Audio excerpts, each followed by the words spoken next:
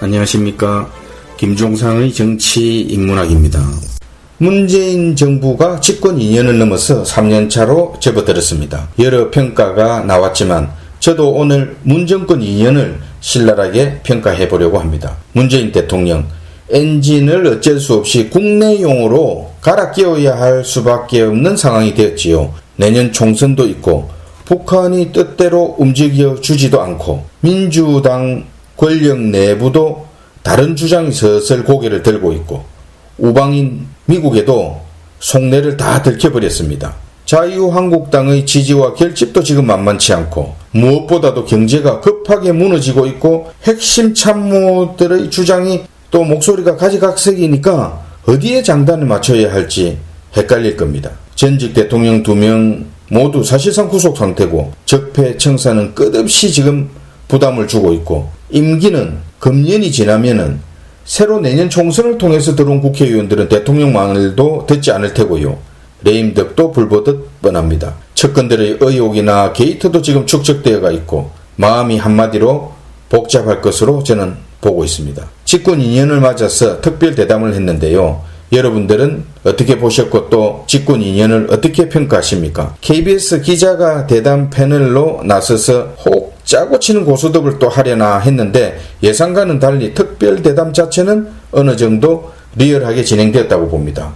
다만 대담 후에 문재인 지지자들이 패널 기자가 말을 중간에 끊는 등 불손하다 이런 항의가 많았는데요. 저는 국민 궁금증을 대신해서 질문에 나섰는데 이런 항의와 댓글은 온당치 않다고 봅니다. 문 대통령, 협치보다는 적폐청산을 계속해서 선행하고 또 소득주도 성장, 최저임금제 등 실패 정책이라고 하는 이런 정책들도 계속 밀어붙일 그런 의지도 보였습니다.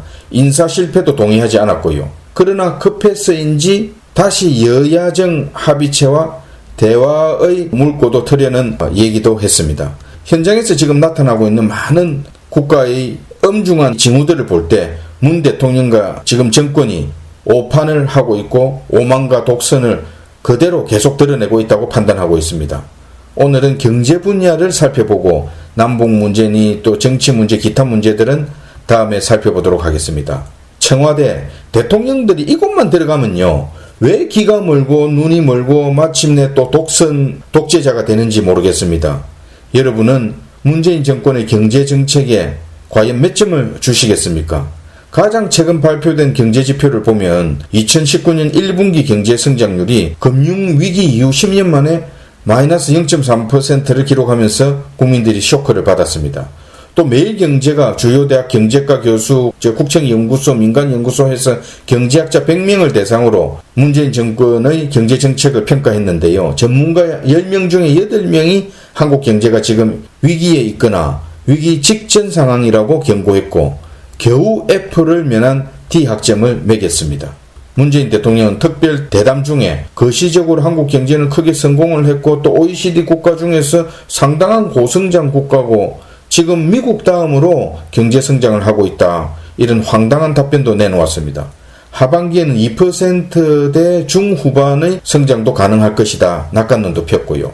그런데 얼마 전에 한국은행 총재는 지금 우리 경제가 엄중한 상황이라고 경고했고 수출 급감에 기업들 설비 투자는 IMF 이후에 21년 만에 가장 큰 감소율을 기록하면서 대기업들 영업이익이 반토막 난 곳이 수두룩합니다. 저는 누가 어떤 참모가 대통령이 이런 엉터리 인식을 갖도록 했는지 도저히 이해가 할 수 없습니다. 서민들은 지금 냉소와 절망을 넘어서 그저 무기력하게 부역하는 삶으로 숨어들었을 뿐이다. 저는 이렇게 보고 있습니다.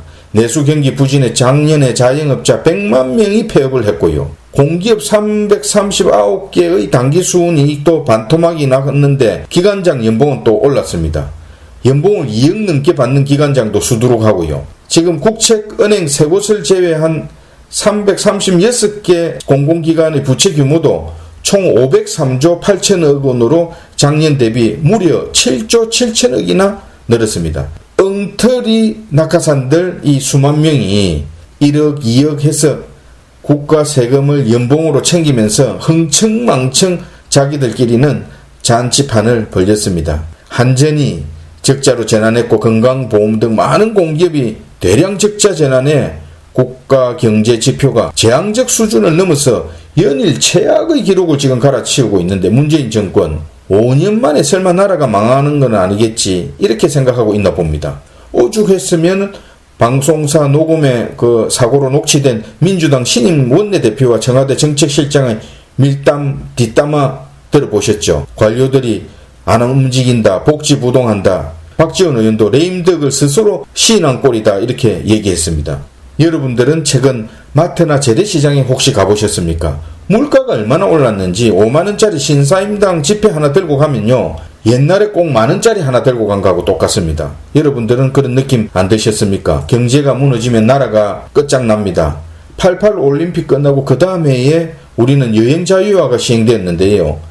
그 이후에도 한동안 우리 국민들 외국에 나가면 사우스 코리아라고 하는데도 외국인들은 한국이 어디 붙었는지 모르는 사람들이 태반이었고 일본 사람이냐 이렇게 대묻곤 했습니다. 눈부신 경제성장을 이뤘고 해외에도 코리아라고 하면 지금 대접을 받고 있지만 지금 나라 경제가 심상치가 않습니다.